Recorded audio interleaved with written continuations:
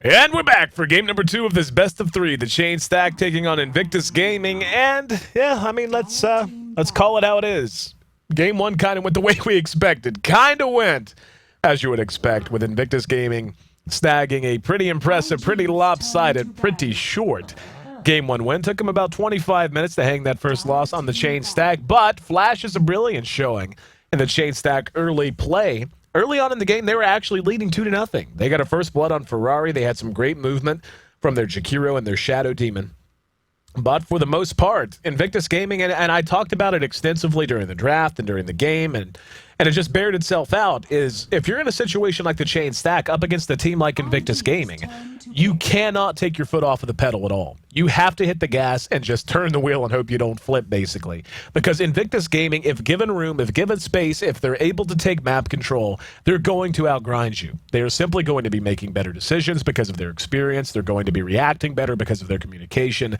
And even if there isn't a skill difference, and I'm not at all being negative about Chain Stack, I am so impressed with this team, and I think they have such a bright future ahead of them in Dota 2. But they're not there yet, and I don't think that, again, that's being unkind or being a negative caster. It's stating reality. So when you're in that situation, you have to create your own opportunities, because you're not just going to be given them by Invictus Gaming for the most part. You have to create space for your heroes to operate. And they did that really well early, and it looked like they were actually going to have a solid chance at making it through the mid-game. But Invictus Gaming, unfortunately, got into a position where they just took map control away. They had an extremely powerful push-oriented lineup, and as the towers began to drop, you saw the Chain Stack basically forced to run as 5 permanently. Their experience and farming really fell off. The movement of Invictus was just enough to pick them apart. Early on, though, here game number 2, we're going to have some very powerful heroes out. Magnus first picked by IG. I love that pick. Was actually chatting with the viewers, so thanks to you guys. But asked very often who my favorite hero is to play and to cast. And Magnus is actually the answer to both. I love the Magnosaurus. I just love that I get an excuse to use the word Magnosaurus. I mean, how awesome a word is that? It's almost as good as Balloonicorn. Not quite as good, but almost as good as Balloonicorn. But love the Magnus pickup. And yeah, going with the Lone Druid now. Whew, that is, I mean, and again, it's not like they just got, oh my god, they're certainly never not going to lose now. But you get a Magnus, you get a Lone Druid. Magnus is going to be able to empower the bear. You have the defensive and offensive capabilities of the Shadow Demon. And already you've got a lot of big-time fight potential early on. Druid, if he gets off to a good start, will certainly be quite happy to go with an Armlet Maelstrom build or something similar just to give him the early punching power he needs to fight confidently, both in and around, or under towers, as well as away from towers, I should say. Then you're going to have Magnus to not only contribute to the reverse polarity and, of course, the early spam ability of Shockwave. And it is really easy to underestimate how important abilities like Shockwave are actually in the first 20 minutes. Shockwave is a lot of damage and a pretty wide AoE. I mean, the animation doesn't look like it's that wide. But following up, getting a reverse polarity and landing an immediate Shockwave right after on 2 or 3 heroes, that's actually huge. Like, that's like, I mean, if you catch enough heroes with a Shockwave, you're talking in excess of 1,000 damage being dealt out with one ability collectively across the other team. And it's real easy to focus instead on reverse polarity because that's the big money spell and the value of Empower, especially with the Lone Druid on the map. But if you want a lineup that wants to fight early, Magnus actually is stronger earlier than he is later. And that sounds really intuitive, and it sounds almost too obvious.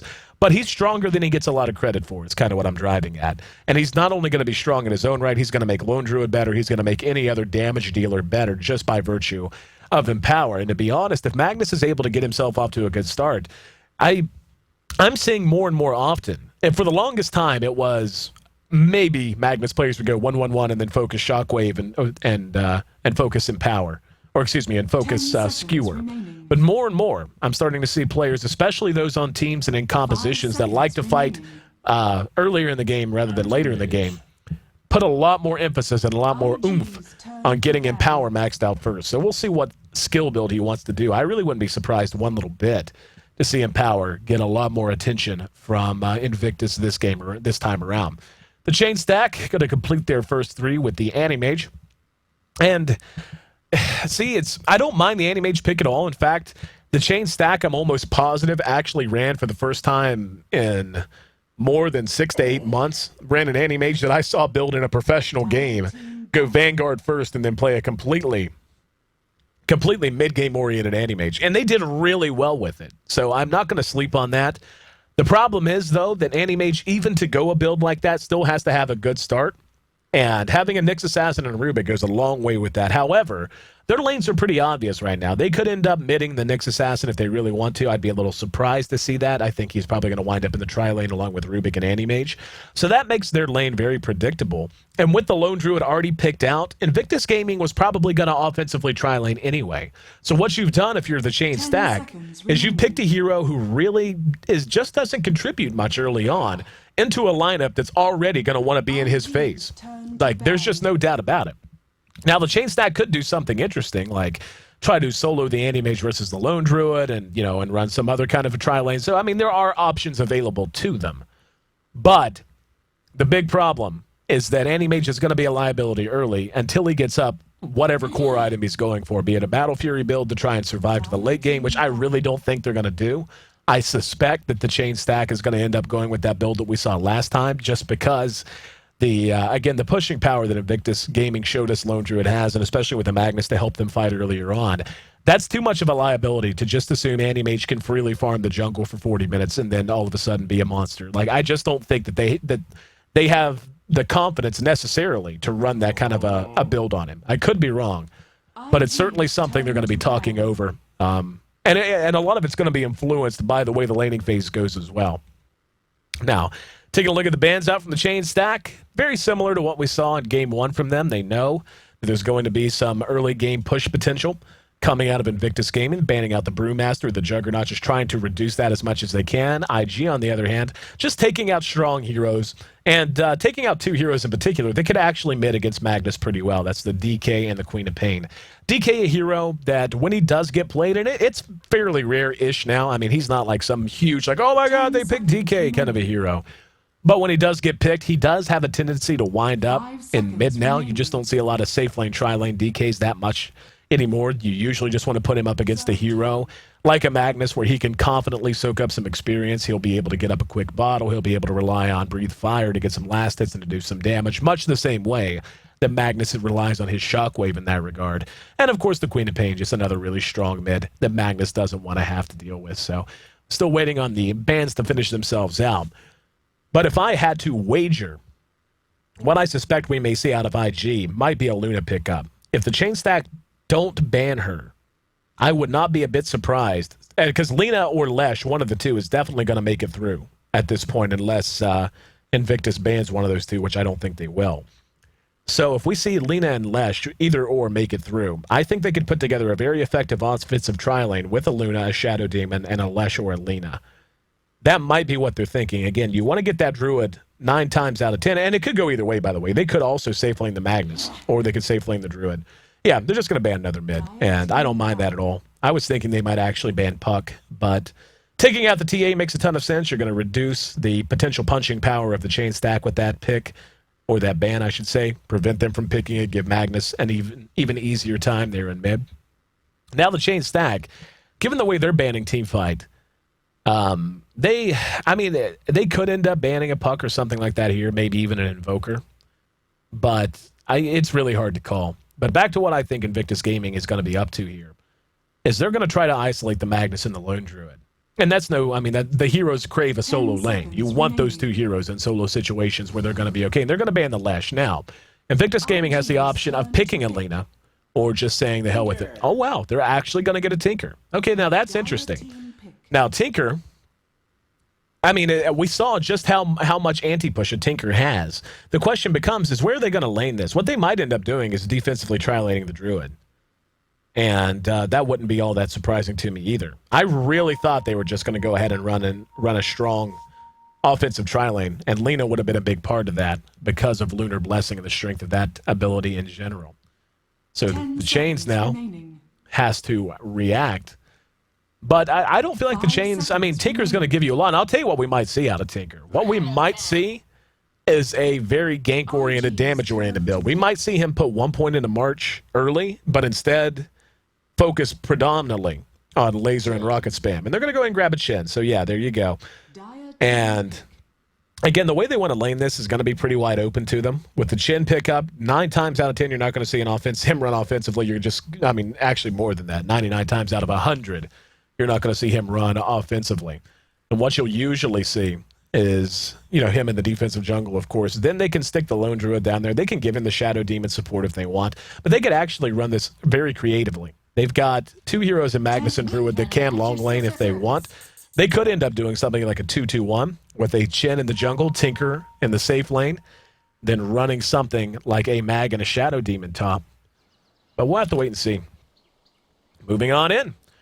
This is game 2 of this best of 3 between the Chain Stack and Invictus Gaming. Invictus Gaming leads 1-0 after a very solid win in game number 1. Let's run through our lineups. Who's going to be handling who? We're going to have Faith playing on our Shadow Demon. Going to have Zoe right back on our Lone Druid this time around. YYF will be playing our Mag. Ferrari is actually on our Tinker, so it will be a mid-Tinker this time around. Chen will be handled by G-1. And, yeah, still waiting for the lanes to take shape. Yeah, they're actually going to... Okay, this makes sense. I said they might solo the Tinker safe lane, but they're actually going to solo Zoe down here with Chen in the jungle. So basically just a quick little flip on what I suspected they might. I did accurately guess Magnus plus the Shadow Demon, though. And this makes sense. It is going to be a situation that the Chain Stack can abuse and have a chance to capitalize on, though. So it's all going to come down to execution, as it always does. But how about we take a look at the Chain Stack, see where they are with their lineups. Risk the Captain will be running on our Rattle Trap, the Clockwork Goblin. Minerva will be playing on Rubik. Nyx Assassin will be handled by Legendary. We're going to have Chains, the eponymous member of this team, handling our Anti-Mage, and Johnny, who really had a lot of trouble on poor Tinker in game 1. And he actually played a pretty good Tinker. The problem is he just had no room to operate. So he'll be on our Windrunner this time. And it's going to be a mid-Windrunner. And we're going to have the long lane Clockwork. So, yeah, I mean, pretty standard stuff here. I didn't really get a chance to go through it just because the last pick came out. We're still kind of talking about IG. But are they... Never mind. They rotated one back down here. They have the Shadow Demon down here. I thought Faith was going to stick up there, but instead just going to be a long lane Magnus.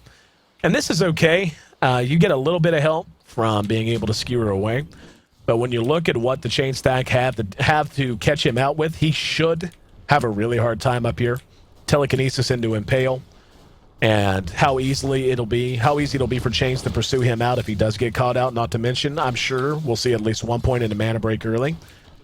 And 1 point into Mana Break will make it so if he takes any damage at all, his mana pool is just going to be completely negated. We can already see the bear's actually being used by Zoe up here to help out YYF. So this is a very good call. And this is just good teamwork. Very, very good way to use both of these heroes. And already we can see the experience going to be soaked up by YYF. He's already level 2. And I just love this. I think this is so smart.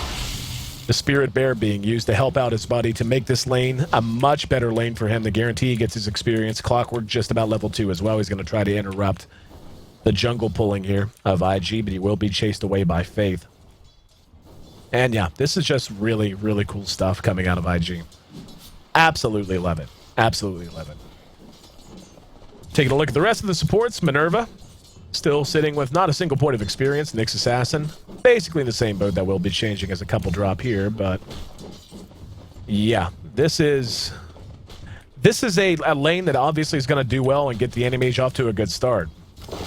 But again, the question is going to be is how does he build? I feel like it's really taking a big chance if he decides to go with a Battle Fury.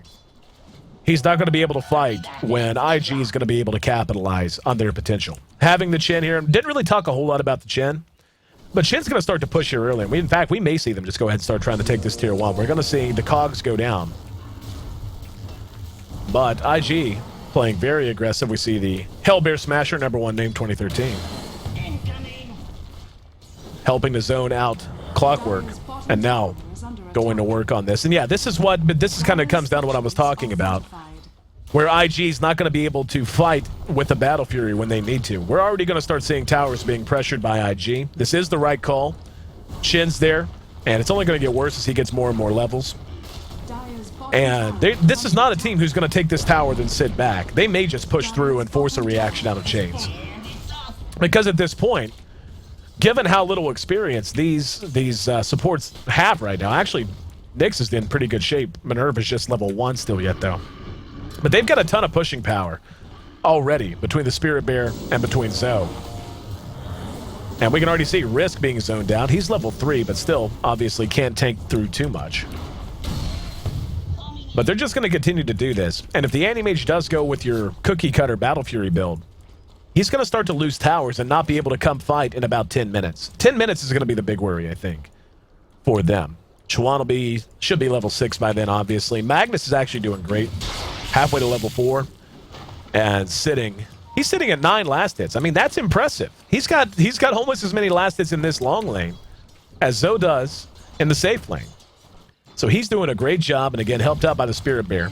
Chains, though, farming up quite well. Don't want to take anything away from him. Sitting at 25 last hits at just around 4 minutes into this game. Ferrari versus Johnny. Johnny not coming out ahead here.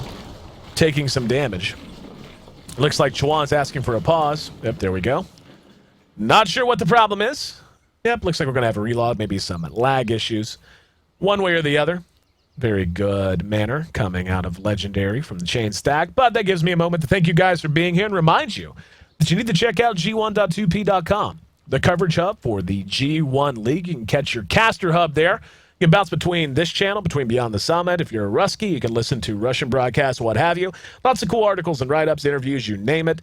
Not to mention the ability to interact with us in real time via Twitter. So we're always trying to answer our tweets in between games and during downtime and all that. So again, that's G1.2p.com.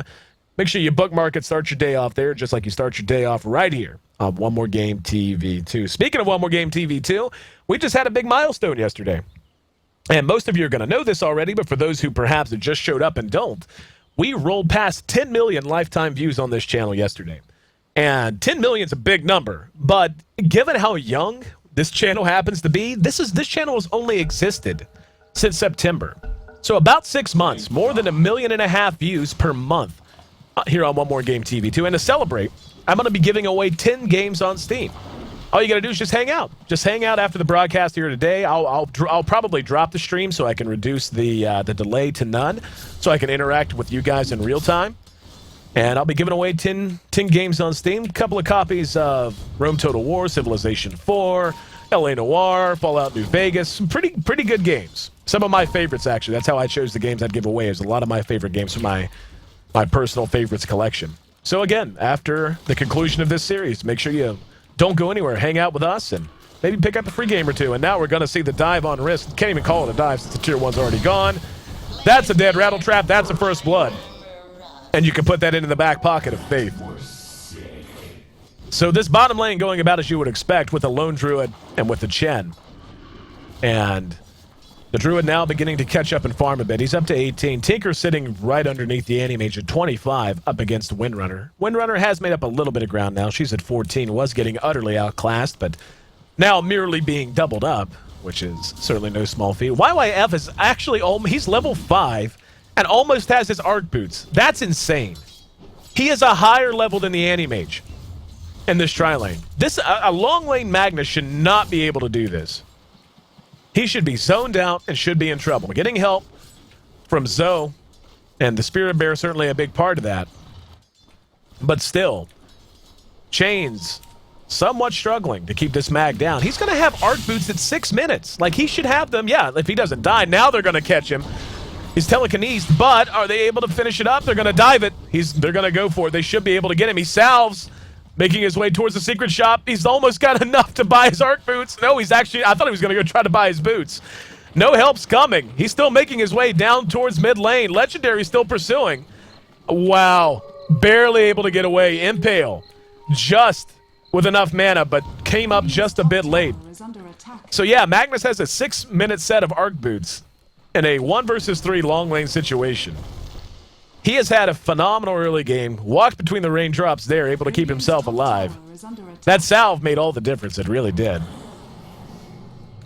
And we're going to see Johnny get disrupted here. Little damage being done, Soul Catcher tossed out, but the Windrun going to get him back to safety, no problem. 38 last hits, the top of the board for Anti-Mage. Still keeping an eye on where he's going. He will be going Battle Fury. Picked up his Ring of Health and his Claymore now. And I don't mind that absolutely at all, because he is off to such a good start. He's going to have 50 last hits at just about 7.5, 8 minutes in. That's really good for him. But it's not like Zoe's really that far behind. He's right there with him. And he will be going with an armlet as he has picked up his Helm of Iron Will. And, you know, as anticipated, figured that'd be the build. Oh, here comes the Centaur around the back. There's a disruption. Risk going to be stunned out with the Stomp. That's a very unhappy Rattletrap. Now, though, they might get a return kill. Faith to target. Minerva's in trouble. Very slow and just level 4. Will make it to the high ground before the Centaur can pick him up. We see one sent home via Chuan. The Chuan Express getting his buddy back to safety. Shadow Demon quite happy to be healing himself up. And now, re-engagement. They may be able to get Chuan. They will. Good movement there. So getting a return kill, certainly not going to hurt anything. Little pressure now in mid being shown as YYF and Ferrari are laying into the tier 1 mid. Risk back up and trying to fight. Zoe's going to get an eye on him, though. Doesn't look like he's going to commit to trying to do much of anything. Just going to go back to farm. We'll have his armlet up before too terribly long. Again, Helm of Iron Will already on the way with 1,000 gold in the bank, or 900 gold, I should say, give or take, in the bank. The Arc Boot's done on Mag now, going to begin banking up towards his Blink Dagger. And I'm really curious how Chains is going to play out the mid game, and I'll explain that in a moment. Risk will be disrupted for the moment. That's going to give Johnny a chance to grab that rune. No level 6 on Legendary yet, so can't pursue with Vendetta. But yeah, like, they have a team that is really has a lot of reach. A team that can apply pressure in a surgical way. They can look to take team fights on the back of Clockwork's hook. Clockwork is going to have his hook soon, so I mean, even though he had a couple of deaths and lost his tower early, he is at least on par with levels moderately so. But with Anti-Mage going Battle Fury here, that's going to be a big window of time when they're going to have to defend by themselves. Now, granted, he is very close. He's going to have his Battle Fury like 11, 12 minutes. So he's in great shape. But from, say, 12 minutes in to 25 minutes in, at the very least, he's not really going to be able to fight. He is not going to be able to show up and defend towers reliably. And my question is, what is Chainstack going to do to keep IG from doing what they did in Game 1? What are they going to, especially now that they have Tinker on their own team, what are they going to do to keep IG from just going, okay, we've got an armlet now on our Lone Druid. Chen is level 6. He's got a mech, which he should have. Yeah, he's going to have, he has the buckler right now if he wants it. But yeah, I mean, Chen's going to be level 6 momentarily with Hand of God. What are they going to do to buy Anti-Mage the time that he needs? Because heroes like Nyx Assassin, as good as they are in team fights, and he is excellent because of Carapace. Impale actually has a slightly larger AoE than really you think it does. You can reliably catch 2 heroes at least with an Impale if it's placed well in a team fight. So they've got heroes like that, like a Windrunner. Shackle Shot's excellent. Rubik functions well in all situations. They have a team that can team fight. But for the most part, the heroes they have in the manner they have them as a part of this composition, this is a lineup much more geared towards picking off individual heroes or taking small skirmishes. This is a team where you don't necessarily want to go 4-on-4, but you do want to get a Nyx Assassin and a Rubik, for example, into the enemy jungle and apply pressure that way. But if the enemy team is going to do what they're looking to do now, which is just hook up, stay together, and probably start to look for pick and push really soon and just commit to that full time, that kind of a style is not going to really be able to shine. And that's really what an Anti-Mage needs to be able to have the room to get the most out of this Battle Fury. Battle Fury's essentially done, if he doesn't die anyway. We've got 3 here. That's going to be Chuan, YYF, and Faith. And here we go. Oh, what a beautiful RP. Caught Chains. Down he goes. What else can be said? Tinker TP's in, but not even needed. But yeah, and now what can they do, really? And I'm not harping on them. I'm just trying to demonstrate it to the viewers. Like, okay, that happened. They can't contest this tier 1 at all. The best they can hope to do is try to trade a tier 1 elsewhere, maybe in mid, but that tower's full health. So that's a free kill on the carrier. That delays the Battle Fury. Keeps him off the board. They get a free tier 1. Now, if they decide to push through in both bottom and top, what can they do? Anti-Mage cannot fight right now. Can certainly push down Risk's throat. And these 4, by themselves, especially once RP is off cooldown again in 75 seconds, they're going to be able to push by themselves. Don't even have to have Zoe. But they may just hook up with Zoe and say to hell with it. I mean, the armlet's done. It's going to be perma-toggled on the bear now. And very likely to just go with another Maelstrom build. Very typical build now. But what can they do here? You've got supports that want farm. Anti-Mage has a Battle Fury, not even a Battle Fury yet. And yeah, they're just going to do this over and over again. Good shackle. Beautiful shackle from Johnny. Caught the bear, but didn't really do much of anything. It was one of those that was prettier to see. Now we're going to have re-engagement, but no, he spotted out with the sentry. They are forced back. Legendary in trouble. There's the hook. Gonna catch at least two. Faith gonna disrupt himself. Legendary will be picked up in the meantime. Risk about to drop as well. So much damage done by March of the Machines. Hand of God came out at the perfect time from G-1. And they take another tower, and they're just gonna push. Anti-Mage cannot come fight. Minerva, oh, another beautiful shack. I'll tell you what, Johnny's a hell of a Dota player, man. Seems like every time I've casted that guy, he has made good plays consistently. I love shackle shots, too. Shackle shots are just one of those really fun abilities to broadcast. But anyway, they are going to back off. I'm actually surprised they're backing off here. I don't feel like it's necessary at all. 5-1, 13 minutes in. The tower's beginning to disappear again for Chain Stack. Not a single Tier 1 remaining. All three Tier 1s remain for IG. The gold, 7,500 to their advantage. 5,000 experience to their advantage. Ferrari, with his bots, his soul ring, he's got a staff at the Magi. We'll see what he wants to do with that. Number of options he could go with, so I'm just not going to guess. We'll just wait to see what he shows us. Chains finally did complete his Battle Fury, now going to work in the jungle. 14-minute Battle Fury is still a good time on that item. So, I mean, he's not in awful shape, but again, I think I kind of harped on it and hit all the high points. This lineup is not meant to fight this way. Not against a Magnus and a Chen. Not at 15 minutes into the game. And Zoe, still looking great. He will be going with the Maelstrom, one can only imagine. He's picked up the Glove of Haste. Now just going to be banking towards that Mithril Hammer. 1,600 gold will have it up and available, which should come pretty quickly. Magnus going to have his Blink Dagger, and if you think life's hard whenever Mag has to skewer an RP to catch your anti-mage, wait till he can blink.